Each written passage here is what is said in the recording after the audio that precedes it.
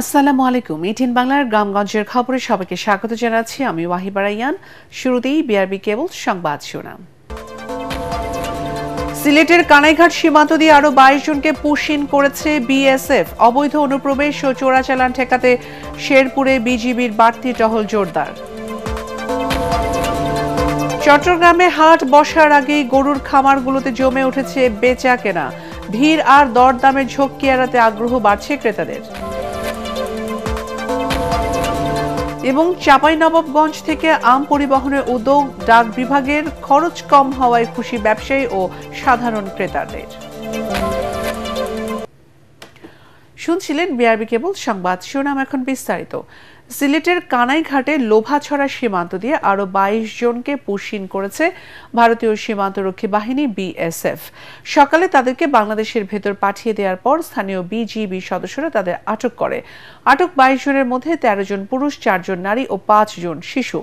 এর আগে গত 14 মে একই উপজেলার 8 গ্রাম সীমান্ত দিয়ে 16 জনকে পুশিন করে বিএসএফ। এদিকে শেরপুরের শ্রীবর্দী, ঝিনাইগাতি ও নালিতাবাড়ী উপজেলার সীমান্ত এলাকার নিরাপত্তার বাড়তি টহল জোরদার করেছে বিজিবি। সতর্ক অবস্থায় রয়েছে সীমান্তে বাসিন্দারা। বিজিবির পক্ষ থেকে বলা হয়েছে, সীমান্ত দিয়ে অবৈধ অনুপ্রবেশ ও চোরাচালান সহ মাদক রোধে কঠোর অবস্থানে রয়েছেন তারা। একই সঙ্গে সীমান্ত এলাকায় জনসচেতনতা বাড়াতেও কাজ করছে তারা। বর্তমান প্রেক্ষাপটে ভারত থেকে পুশিন সহ নানা ঘটনার প্রেক্ষিতে সীমান্ত সুরক্ষায় নিরাপত্তা জোরদার করেছে 39 বর্ডার গার্ড বাংলাদেশ ময়মনসিংহ ব্যাটালিয়নের সদস্যরা। অযোগ্যদের বাদ দিয়ে দক্ষ লোক নিয়ে অন্তর্বর্তীকালীন সরকার উপদেষ্টা পরিষদ পুনর্গঠনে আহ্বান জানিয়েছেন গণ অধিকার পরিষদের সভাপতি ও ডাকসুর সাবেক ভিপি নুরুল হক নূর। নারায়ণগঞ্জে রূপগঞ্জে গণ অধিকার পরিষদ আয়োজিত এক জনসভায় তিনি এ আহ্বান জানান। কিছু ছাত্র উপদেষ্টা দেশের ঐক্য নষ্ট করছে বলে মন্তব্য করেন নুরুল হক নূর।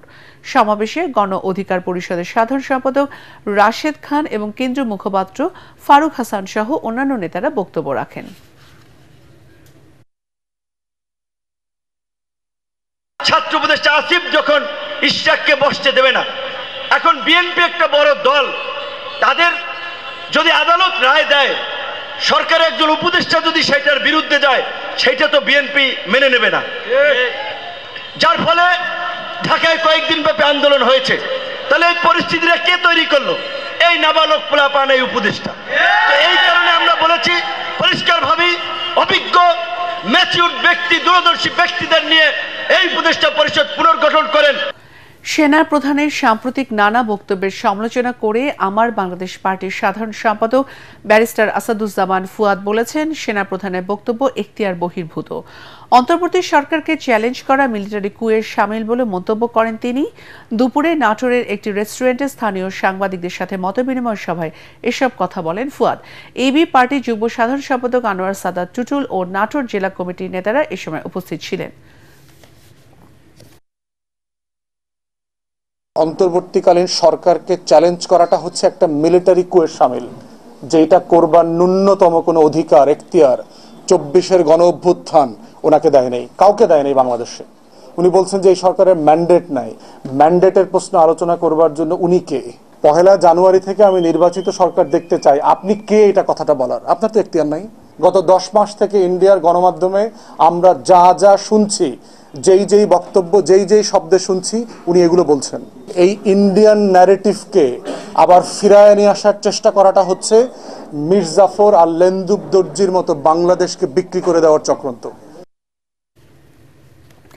নিম্নচাপের প্রভাবে সমুদ্র বন্দরগুলোতে 3 নম্বর সতর্ক সংকেত থাকায় বরিশালের সকাল থেকে থেমে থেমে বৃষ্টি ও ঝোড়ো হাওয়ার কারণে অফিসগামী মানুষ ও শিক্ষার্থীদের চলাচলে চরম দুর্ভোগ পোহাতে হয়।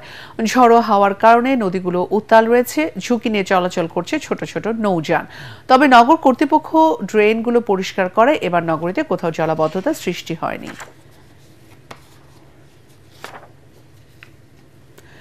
ঈদুল আজহা উপলক্ষে বন্দর নগরী চট্টগ্রামে পশুর হাট বসার আগেই বেচাকেনায় জমে উঠেছে গরুর খামারগুলো।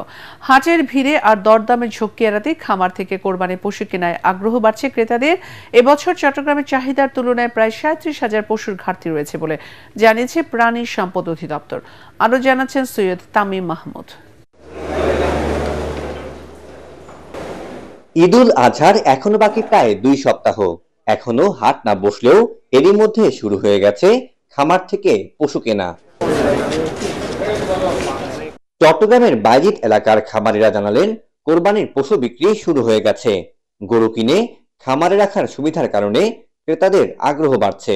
হাট থেকে নিলে যেমন অনেক এক্সট্রা হ্যাসেল থাকে, হাসিল দেওয়ার, গরু রাখার, খাবার দাবারের এইসব সুবিধা আমরা এগ্রো থেকে দিতে পারছি। খাদ্যর দামের কারণে আমরা অনেক ছোটখাটো খামারিরা অনেক পিছনে চলে যেতেছে। অনেক দাম দিয়ে খাবার খাওয়াই আমরা, তবে পর্যাপ্ত রেট পাই না।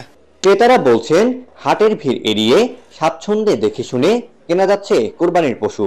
মোবাইলে ভিডিও কলে আমার ফ্যামিলি মেম্বারদেরকে গরুগুলো দেখাচ্ছিলাম, ওদের থেকে যেটা ভালো লাগলে তো এটা আশা করি নিব। ছেলে আগে দেখি গেছে তো কালকে আসি, আজকে আমরা আসলাম, সাদা গরুটা আমাদের পছন্দ হয়েছে। জেলা প্রাণী সম্পদ দপ্তরের হিসাবে এই বছর চট্টগ্রামে কোরবানির পশু রয়েছে 8,60,000, যা চাহিদার তুলনায় প্রায় 37,000 কম। দেশি গরুর প্রাপ্যতাটা প্রচুর আছে, তো আশা করি আমরা কোরবানিতে আমাদের গরু স্বল্পতা হবে বলে আমি মনে করি না। আর যদি অল্প কিছু শর্ট পড়ে তাহলে আশেপাশে উপজেলা থেকে এসে এই কাভারেজটা করতে পারবে। তো আমাদের অন্যান্য বছর যেভাবে আমরা চাহিদা ফিল আপ করি, এই বছরও ওইভাবে চাহিদা ফিল আপ হয়ে যাবে আমাদের, ইনশাল্লাহ কোনো সমস্যা হবে না, কোনো ঘাটতি হবে না। সরকারি হিসাবে চট্টগ্রামে খামার রয়েছে 14,258টি। এছাড়া অস্থায়ীভাবে গড়ে উঠেছে অসংখ্য খামার। খামারিরা বলছেন, উৎপাদন খরচ বাড়ায় এবার গবাদি পশুর দাম বাড়বে প্রায় 10%। সৈয়দ তামিম মাহমুদ, এটিএন বাংলা, চট্টগ্রাম। ঢাকা মাও এক্সপ্রেসওয়েতে মোটরসাইকেল দুর্ঘটনায় এক আরোহী নিহত ও চালক আহত হয়েছে। দুপুরে শ্রীনগর উপজেলার হাসারা এলাকায় মোটরসাইকেলটি নিয়ন্ত্রণ হারিয়ে সড়কের রেলিংয়ের সঙ্গে ধাক্কা লেগে দুর্ঘটনা ঘটে। এতে মোটরসাইকেলের আরোহী শাকিলা আক্তার নিহত হন এবং গুরুতর আহত হন মোটরসাইকেল চালক সাকিব গাজী। দুর্ঘটনায় হতাহতদের পরিচয় তাৎক্ষণিকভাবে পাওয়া যায়নি বলে জানিয়েছে পুলিশ। চাঁপাইনবাবগঞ্জ থেকে কম খরচে দ্রুত দেশের বিভিন্ন অঞ্চলে আম পরিবহন করবে ডাক বিভাগ। তাদের স্পিড পোস্ট কার্যক্রমের মাধ্যমে দেওয়া হবে এই সেবা। ডাক বিভাগের মাধ্যমে আম পাঠানোর খরচ কুরিয়ার সার্ভিসের তুলনায় অনেক কম পড়বে জেনে খুশি আম চাষি, অনলাইন ভিত্তিক আম ব্যবসায়ী ও ভোক্তারা। চাঁপাইনবাবগঞ্জ প্রতিনিধি নাসিম মাহমুদের পাঠানো রিপোর্ট জানাচ্ছেন আসিফুর রহমান সাগর। দেশের আমের রাজধানী হিসেবে খ্যাত চাঁপাইনবাবগঞ্জ। খিরসাপাত, গোপালভোগ, ল্যাংড়া, ফজলিসহ নানা জাতের ভালো মানের সুস্বাদু আম উৎপাদন হয় এ জেলায়। সারা দেশেই এ অঞ্চলের আমের রয়েছে বিশেষ খ্যাতি। স্থানীয় চাহিদা মিটিয়ে দেশের নানা প্রান্তে যায় চাঁপাইনবাবগঞ্জের আম। তবে পরিবহন খরচের কারণে আমের দাম যায় বেড়ে। বড় ব্যবসায়ীরা ট্রাকে পরিবহন করেন আম, আর মাঝারি অনলাইন ভিত্তিক আম ব্যবসায়ী এবং সাধারণ মানুষ পরিবহন করেন কুরিয়ার সার্ভিসের মাধ্যমে। আমাদের চাঁপাইনবাবগঞ্জের মানুষ আমের সময়তে কুরিয়ারগুলো করছে জিম্মি থাকতে হয় এবং অনেক ভোগান্তি শিকার হতে হয়। তবে এবছর ডাক বিভাগ চাঁপাইনবাবগঞ্জ থেকে কম খরচে দ্রুত সময়ের মধ্যে দেশের বিভিন্ন জেলায় আম পরিবহনের জন্য বিশেষ ডাক সেবা স্পিড পোস্ট কার্যক্রম শুরু করতে যাচ্ছে। যদি কুরিয়ার সার্ভিসের চেয়ে তাদের সার্ভিসটা ভালো হয় তাহলে এটা আমাদের জন্য নিঃসন্দেহে ভালো, এবং এরা যদি ঠিক মতো সার্ভিস দিতে পারে তাহলে কুরিয়ার সার্ভিসের দৌরত্বটা অনেক কমে যাবে। ডাক বিভাগ বলছে, দূরত্ব ভেদে 24 ঘন্টা থেকে 48 ঘন্টার মধ্যে দেশের যে কোনো অঞ্চলে পৌঁছে যাবে আম। আমাদের এই সার্ভিসের জন্য প্রতি কেজি, প্রথম কেজির জন্য লাগবে 10 টাকা, তারপরে প্রতি কেজির জন্য সার্ভিসটা যাবে 5 টাকা। বর্তমান বাজারে প্রতিযোগিতামূলক বাজার, এক্ষেত্রে যে কোনো গ্রাহক এই সুযোগটা নিতে পারেন। এবং এটার আরও একটি দিক হচ্ছে পার্সেলটি কোথায় কোন জায়গায় অবস্থান করছে গ্রাহকরা অনলাইনে সার্চ করে এটা জানতে পারবেন। এই উদ্যোগে আম ব্যবসায়ীরা যেমন উপকৃত হবেন, তেমনি দ্রুত পৌঁছানোর জন্য ফলের গুণগত মানও ভালো থাকবে বলে জানালেন কৃষি কর্মকর্তা। তারা যদি এই ধরনের একটা উদ্যোগ বাস্তবায়ন করে তাহলে এটা কৃষকের যেমন উপকার আসবে এবং একই সাথে ভোক্তাও কাজে লাগবে। এই সেবা কার্যক্রমের মাধ্যমে ডাক বিভাগ গ্রাহকদের আস্থা অর্জন করবে, এমনটাই প্রত্যাশা সংশ্লিষ্টদের। Bureau report, ATN Bangla. সারা দেশে 40টি বিশ্ববিদ্যালয়ের শিক্ষার্থীদের অংশগ্রহণে চট্টগ্রাম বিশ্ববিদ্যালয়ে প্রথমবারের মতো অনুষ্ঠিত হচ্ছে জাতীয় ছায়া আইন সভা। Network for international law students, Chittagong বিশ্ববিদ্যালয়ের চ্যাপ্টার এবং লিগ্যাল এম্পাওয়ারমেন্ট বাংলাদেশ যৌথভাবে এর আয়োজন করেছে। শুক্রবার বিশ্ববিদ্যালয়ের আইন অনুষদ মিলনায়তনে 2 দিন ব্যাপী কার্যক্রমের উদ্বোধন করেন চট্টগ্রাম বিশ্ববিদ্যালয়ের উপাচার্য অধ্যাপক ডক্টর ইয়াহিয়া আক্তার। অনুষ্ঠানে প্রধান অতিথি ছিলেন সুপ্রিম কোর্টের আপিল বিভাগের বিচারপতি AKM আসাদুজ্জামান। এই আয়োজনে জাতীয় ছায়া আইন সভায় অংশগ্রহণকারীরা সংসদ সদস্য হিসেবে দেশের বিভিন্ন জেলার প্রতিনিধিত্ব করছেন এবং গুরুত্বপূর্ণ আইন নিয়ে আলোচনা, বিতর্ক, বিশ্লেষণ ও সংশোধনের প্রস্তাব উত্থাপন করেন। 3টি সংসদীয় হাউসে আয়োজিত এ ছায়া আইন সভায় দুর্নীতি দমন কমিশন আইন 2004, মানি লন্ডারিং প্রতিরোধ আইন 2012 এবং নারী ও শিশু নির্যাতন দমন আইন 2000 নিয়ে আলোচনা অনুষ্ঠিত হয়। রাজশাহীতে জাতীয়করণকৃত প্রাথমিক শিক্ষকদের বিভাগীয় সমাবেশ অনুষ্ঠিত হয়েছে। নগরীর একটি কমিউনিটি সেন্টারে আয়োজিত সমাবেশে প্রধান অতিথি ছিলেন জাতীয়করণকৃত প্রাথমিক শিক্ষক সমিতির কেন্দ্রীয় সভাপতি আমিনুল ইসলাম চৌধুরী। অন্যান্যের মধ্যে বক্তব্য রাখেন সংগঠনের কেন্দ্রীয় সহ সভাপতি নজরুল ইসলাম ও রাজশাহী জেলার সভাপতি জহি রায়হান বুলবুল। রাজশাহী বিভাগের বিভিন্ন জেলার প্রাথমিক শিক্ষকরা সভায় উপস্থিত ছিলেন। বক্তারা আগামী 22 জুন ঢাকার কেন্দ্রীয় শহীদ মিনারে শিক্ষক সমাবেশের সফল করার আহ্বান জানান। সাঁওতাল সহ বিভিন্ন জাতি গোষ্ঠীর ভাষা ও সংস্কৃতি রক্ষায় ক্ষুদ্র নৃগোষ্ঠী নয়, আদিবাসী পরিচয়ের স্বীকৃতি দাবি করেছেন সাঁওতাল সহ বিভিন্ন জাতি গোষ্ঠীর নারী পুরুষেরা। গাইবান্ধা জেলা শিল্পকলা একাডেমি মিলনায়তনে আদিবাসী বাঙালি যুব মিলন মেলা ও সাংস্কৃতিক উৎসবে তারা এ দাবি জানান। এ সময় তারা বলেন, আদিবাসী সম্পর্কে জনসাধারণের মধ্যে বিভ্রান্তি রয়েছে। জনসাধারণ আদিবাসী এবং দলিত কারা তা জানে না। তাদের নিজস্ব রীতিনীতি, মূল্যবোধ, খাদ্যাভ্যাস, সামাজিক কার্যকলাপ, চিকিৎসা ব্যবস্থা, বিবাহ ব্যবস্থা এবং অন্যান্য সাংস্কৃতিক কর্মকাণ্ড রয়েছে। আদিবাসী জনগোষ্ঠী রক্ষায় বাঙালি জনগোষ্ঠীকে আরো সংবেদনশীল হতে হবে। ইউরোপীয় ইউনিয়ন, ফ্রি প্রেস আনলিমিটেড ও আর্টিকেল 19 এর সহযোগিতায় বেসরকারি উন্নয়ন সংস্থা অবলম্বন এ উৎসবের আয়োজন করে। এ উপলক্ষে শিল্পকলা একাডেমি থেকে শোভাযাত্রা বের হয়ে শহরের বিভিন্ন সড়ক প্রদক্ষিণ করে। জয়পুরহাটে বিভিন্ন সময় আইনশৃঙ্খলা বাহিনীর হাতে আটক হওয়া মাদকদ্রব্য ধ্বংস করেছে আদালত। জেলা জজ আদালত প্রাঙ্গণে 2003 থেকে 2023 সাল পর্যন্ত নিষ্পত্তিকৃত 506টি মামলায় এসব আলামত জনসম্মুখে রোলার দিয়ে ধ্বংস করা হয়।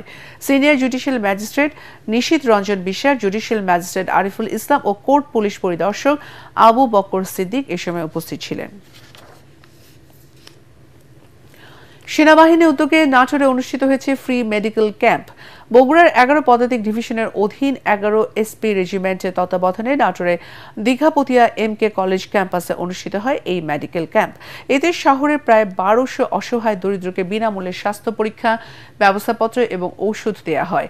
কাদিরাবাদ CMH এর 6 জন বিশেষজ্ঞ ফ্রি মেডিকেল ক্যাম্পে অংশ নেন। এদিকে চাঁপাইনবাবগঞ্জ গরিব ও অসহায়দের বিনামূল্যে চিকিৎসা সেবা দিল সেনাবাহিনী। জেলার শহরের আহম মেজবাহুল হক বাচ্চু ডাক্তার স্টেডিয়ামে এ কার্যক্রম মেডিসিন, প্রসূতি ও চক্ষুরোগ বিশেষজ্ঞ চিকিৎসকরা অংশ নেন। চিকিৎসা শেষে সব ধরনের রোগীদের ফ্রি ঔষধ দেওয়া হয়। শেরপুরে ঝিনাইগাতিতে বন্য হাতির আক্রমণে নিহত এফিলিস হাদিদক ও আজিজুর রহমান আকাশের পরিবারকে নগদ 25,000 টাকা করে চেক ও শুকনো খাদ্য সামগ্রী দেওয়া হয়েছে। ঝিনাইগাতি উপজেলা নির্বাহী কর্মকর্তা আশরাফুল আলম রাসেল এসব অনুদান প্রদান করেন। এই সময় উপজেলা প্রকল্প বাস্তবায়ন কর্মকর্তা রাজিবুল ইসলাম ও কাংশা ইউপি চেয়ারম্যান আতাউর রহমান সহ অন্যান্যরা উপস্থিত ছিলেন। গত মঙ্গলবার রাতে উপজেলার কাংশা ইউনিয়নের গান্ধীগাঁও গ্রামের আজিজুর রহমান আকাশ ও বড় গজনী এলাকার এফিলিস হাদিদক বন্য হাতির আক্রমণে মারা যান।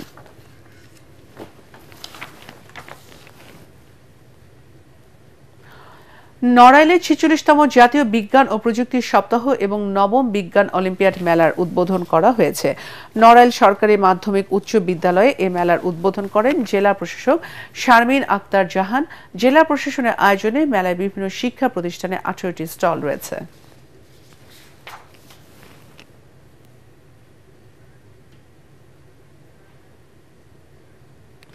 জয়পুরহাটে শুরু হয়েছে মাসব্যাপী কুটির শিল্প ও বাণিজ্য মেলা।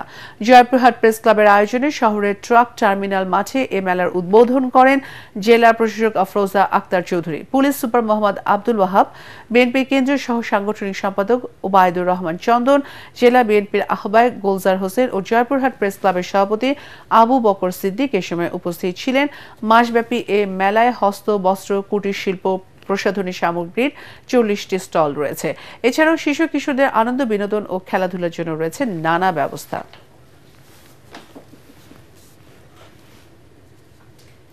পরবর্তী সংবাদ দেখার আমন্ত্রণ জানিয়ে এখনকার মতো শেষ করছি। এটিএন বাংলার সংবাদ ইউটিউবে দেখতে ব্রাউজ করুন youtube/ATN Bangla News। ধন্যবাদ।